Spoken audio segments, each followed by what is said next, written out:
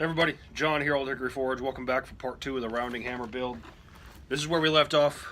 We got our rough forged hammer blank, round die roughed in, flat die roughed in. So we're gonna go ahead and do the grind on this guy before heat treat. There's not a whole lot of work to be done. So basically all I'm gonna do to make the round die is I'll start here. I'll bring the whole face up and around like that. I'll turn 45 degrees, same pass, 45 degrees, same pass all the way around. For the flat die, I'm just going to hold against the flat the way I want it. Chamfer the edges. There's maybe 10 minutes of grinding to do here. So anyway, stick around.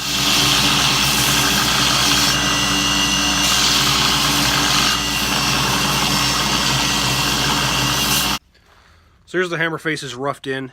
You see we got round die, flat die. This is a 36 grit finish. So next thing I'm going to do is just take this round die to an 80 grit belt, smooth everything over, chamfer the edges. On the flat die, you want to do that to avoid leaving marks in your work. After that, this baby will be ready for heat treat. So here she is ready for heat treat. We got our round die roughed in up to 80 grit. We got our flat die roughed in up to 80 grit. It's important that these edges be rounded over to avoid leaving marks in your work. But you see we got flat and we got round. So this baby's ready to heat treat. So stick with me and we'll get that done. So we're out here about to harden this hammerhead, 1045 water quench steel. So I just got my water bucket ready to go. Actually a little bit of ice in it. It's kind of funny. But, you know, like I said, water quench steel.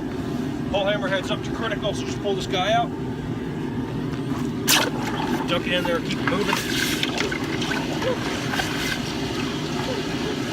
And the reason you want to keep it moving is because if it sits still, it'll actually form steam bubbles around it, and it won't cool as fast as it should. So just keep it moving until you stop hearing it make noise. It can take a minute with a billet this big. So here's our hammerhead, fresh out of the quench. Everything went well, she hardened well. Sounds like it's hard, bounces like it's hard. Great thing about using a water quench steel is it blasts off a lot of the scale and you can see some true metal in places. That way you can go ahead and temper this thing right away. So the way I like to temper my hammerheads, I'm not saying this is the best way, not even saying it's the right way, but it's the way I learned to do it. Is just heat up your drift, drop it in there, and let the heat soak out of your drift into the hammerhead, and watch the colors run similar to when I draw temper something. So the cheeks will turn blue, you'll see brown creeping up both faces, and you want kind of a bronze color on the faces, a little darker than you would go if you were making a knife. So it takes a few heats because this is a big billet, but anyway, I'll show you that when it's done. So here it is after tempering. You can see we got blue here on the body, we got darker brown up here, and we got, it's hard to see here, but we got a lighter brown on the faces. So that's how I like to temper my hammerheads. You know, you can do it whatever way you want, but in my opinion this is faster and more accurate than if I were to just throw the whole thing in an oven. So next thing we got to do is finish grind this thing. So I'll take a sharp 220 grit belt to it, take a Scotch-Brite belt to it, run a wire wheel over the whole thing to get it nice and cleaned up, and then she'll be ready for handling. So here's our hammer at 220 grit. We got the round and flat dies done. This here is what's called a Scotch-Brite belt. It's made of very, very fine abrasive material, same stuff you buy for washing dishes and stuff. And it's going to smooth out the lines of the 220 grit left and leave us with a nice satin finish that's going to be equivalent to about 320 grit. And realistically, you don't, that's as high as you need to go. You don't need to polish a hammerhead very, very much. You just don't want any deep marks in there. So a Scotch-Brite belt's a great tool to have for finishing. Here's where we're sitting out on the hammer build. I ran the Scotch-Brite belt over the faces, so you see that we got that nice satin finish. So that looks good. Cool thing about this new drift I made it slightly larger than my old drift on purpose, and now it fits my pre-made handles almost perfectly. There's very, very little work I have to do here. So we'll remove a little bit of material here, shape this handle out to our liking, sand it smooth, char it, wedge it, and we'll call this baby done.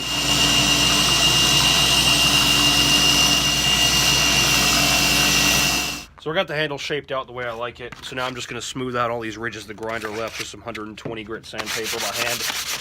It's a quick process, there's not a whole lot to do. But you just want a nice smooth handle, so go ahead and knock all those down.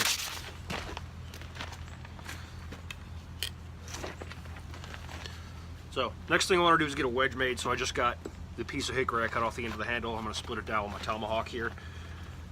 Right about there should do it.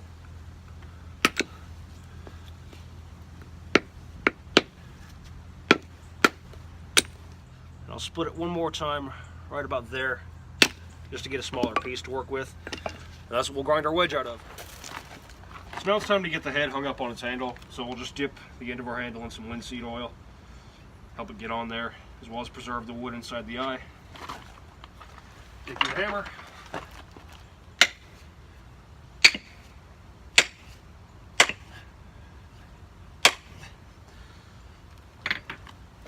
And you want to drive it down until you start seeing these little curls all around it. That means it's really seating where it needs to go. A couple more hits should do it. Nice. Yep, that baby ain't going nowhere. So, let's get some Harambe glue on our wedge.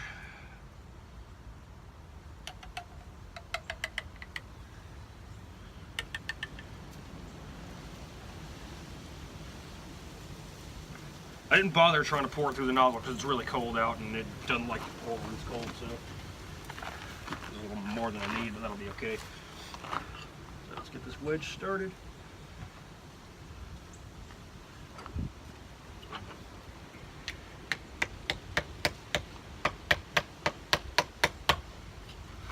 Turn it upside down.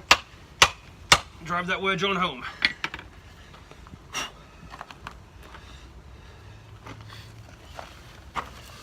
So there we go, hung and wedged up. I'll cut off the excess, clean it up. We'll char the handle and this baby's good to go. So our shoe is all done. I put about 5 coats of linseed oil on the handle just to seal and protect the wood. Got my safety wedge put in. But, yeah, she hung up rock solid. The new drift worked really well. And overall, I'm really happy with the way this build went. So, you know, it's got a really good bounce to it. It's going to be a great hammer. Going to be really useful in some upcoming projects. So anyway, there it is. 3.5 pound rounding hammer done all by hand. No striker, no power hammer, by myself.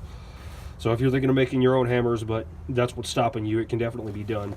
So anyway, thanks for watching. I hope you enjoyed the build. And please like and subscribe to the channel for lots more cool stuff I got coming. And thanks again for watching.